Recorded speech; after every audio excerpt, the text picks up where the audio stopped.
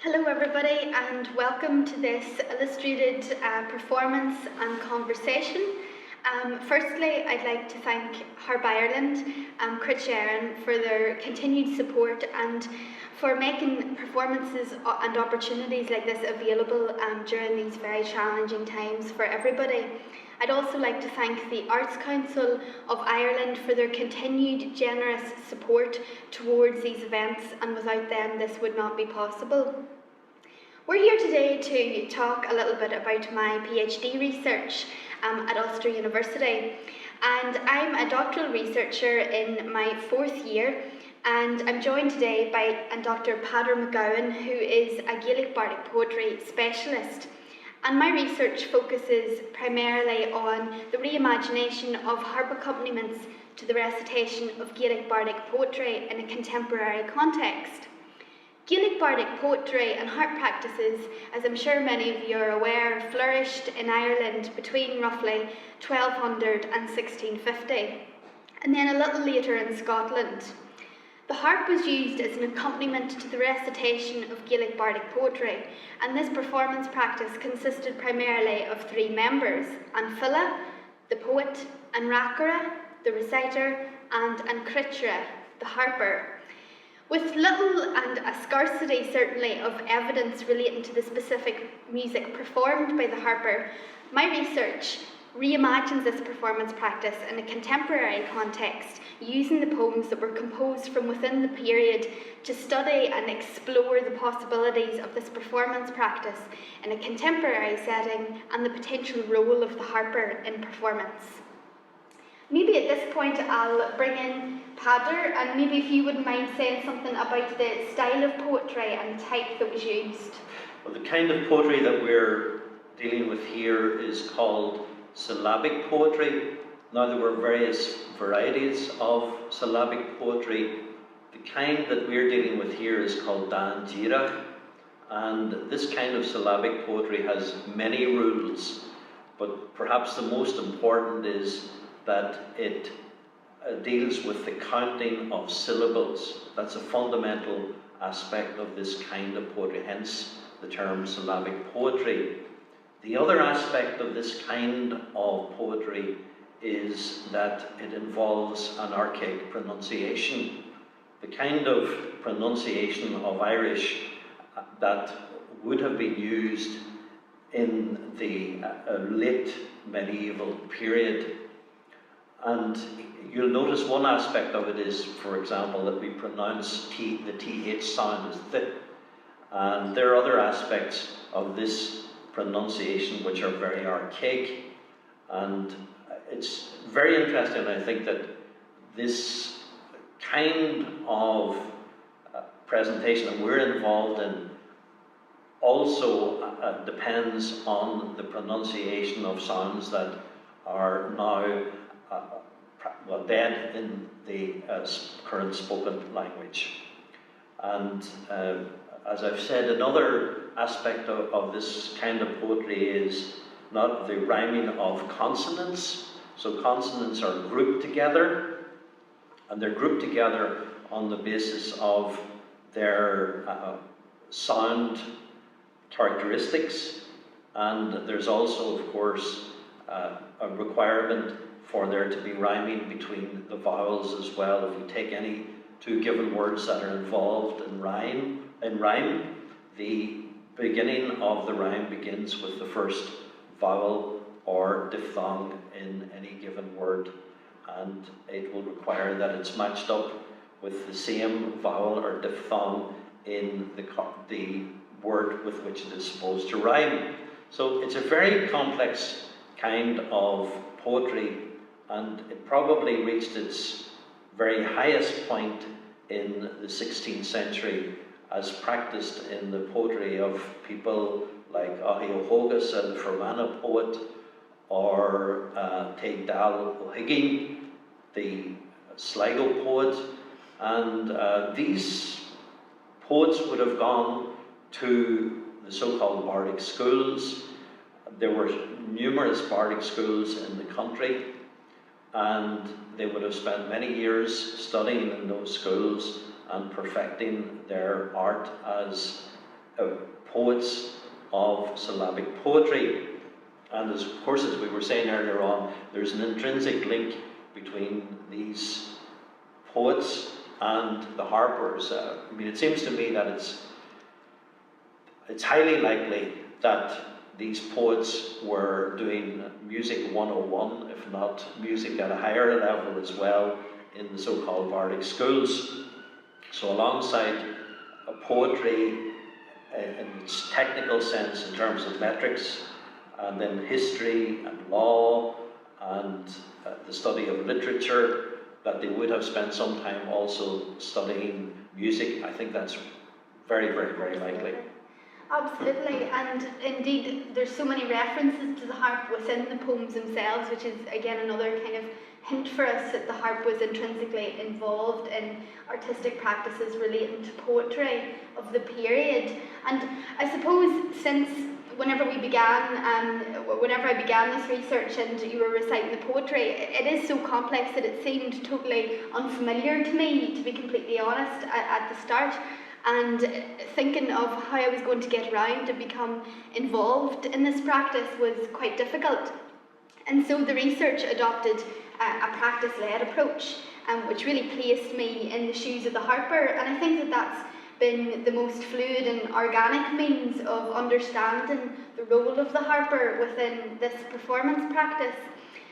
The poem that we're going to perform a little later on is called Kia and Si, Lashinter and Critch.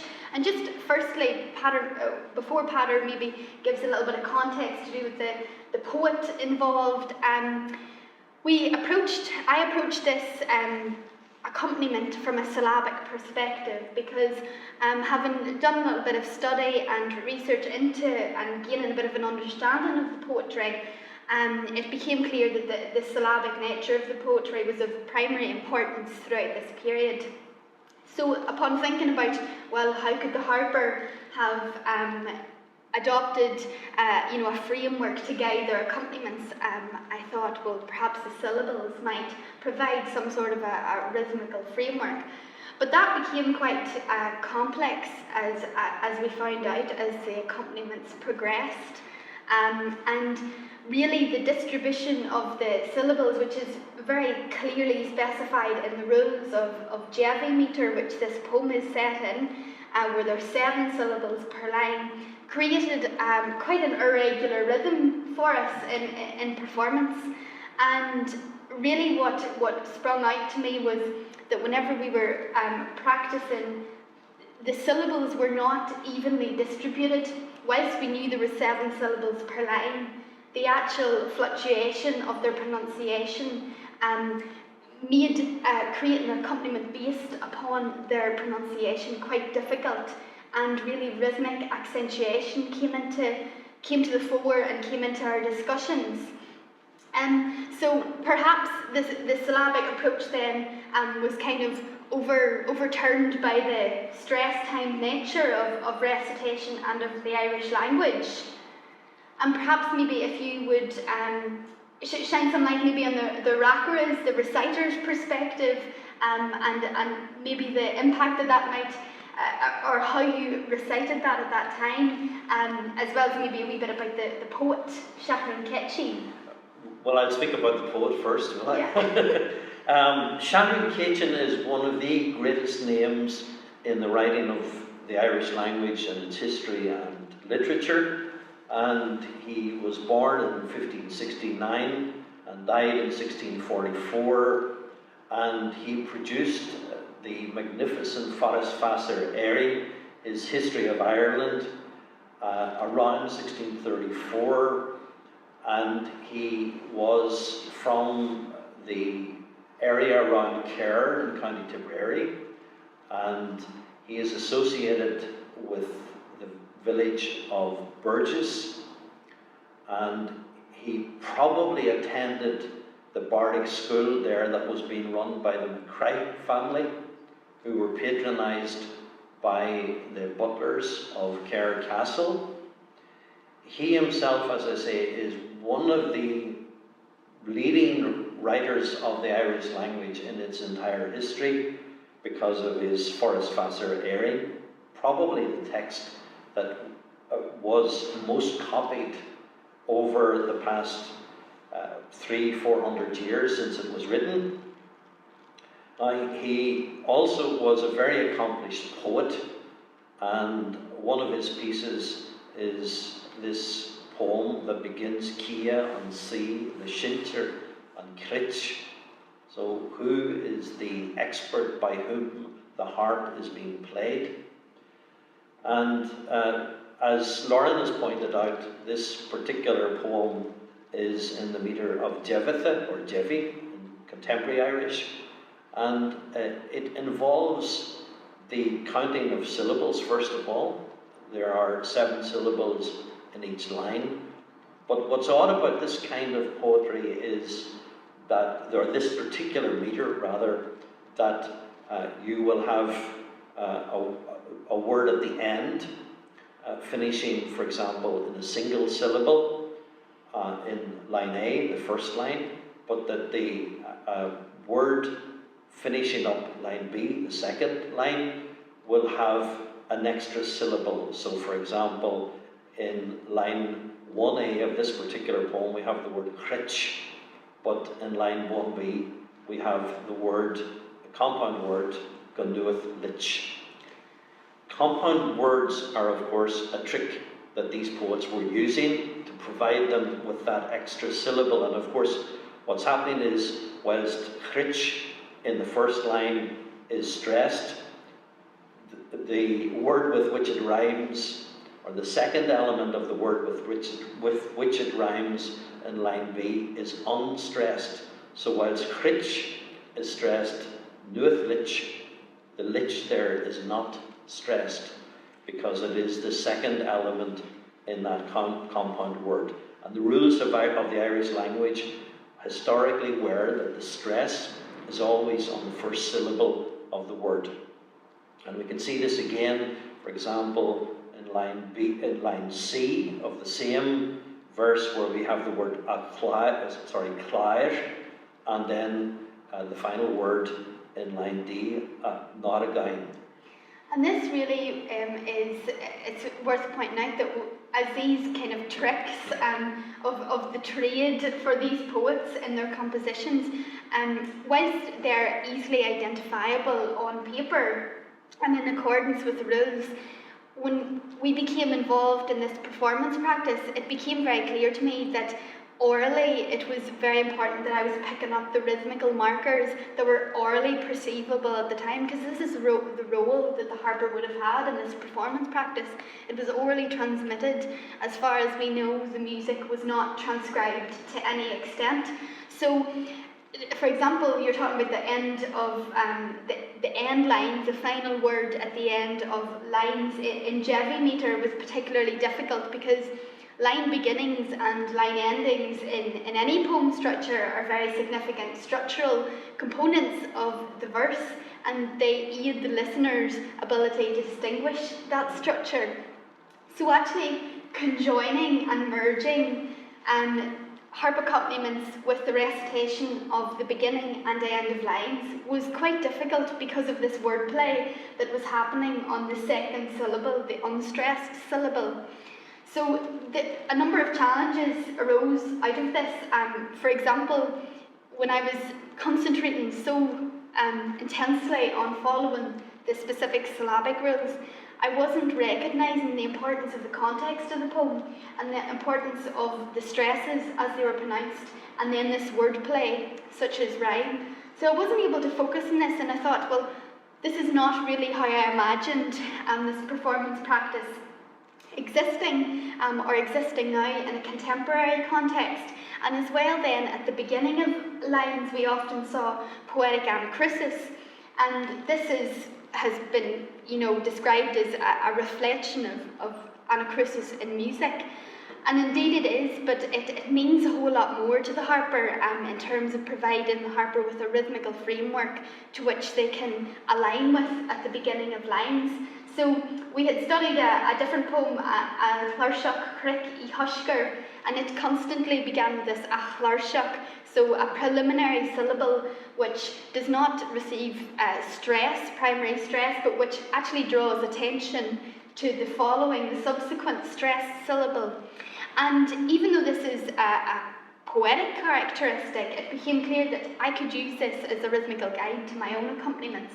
And with a little bit of interaction, which is very important in our performance practice, I was able to then connect with the beginning of each line. So the complexity of this poetry goes without explaining, and I think that's readily available to see. So I suppose perhaps what's come out of those early explorations of this particular poem, which we're about to perform, is that perhaps following the syllable count is orally in this performance practice not feasible and possibly not appropriate in terms of the stress which is implemented within the recitation, and that perhaps it's a written component, a form of composition to create a complex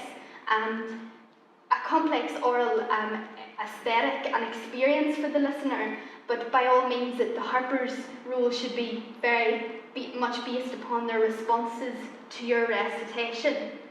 So perhaps we'll give this poem a go, and hopefully you can hear the line beginnings, the line endings, and the complexity of this poetry. So we're going to perform Kia and C, the Shinter, and Critch, and this is our syllabic accompaniment, which deviates from the syllables, began from a syllabic perspective and deviates towards stresses as the accompaniment progresses.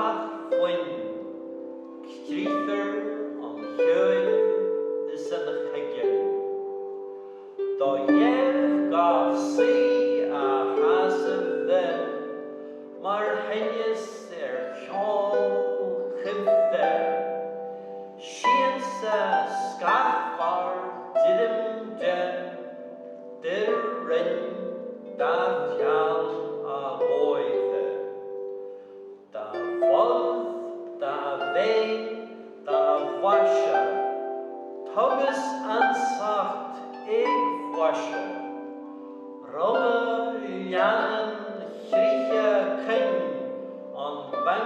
Shida Sheerin Uir the law Massilaction is Jarvik the Remention Gan Ni Hasfam Chiche Na Ray Athjar in Athia Mochru is my Histische on Schillere Ganavel Diren Shuvla Schlichtach Glan Henjes Goblacht Dluthvin Golufar Schlichtervar Freitherjart Frash Huin Win Go Kufra Klistje Gan Willith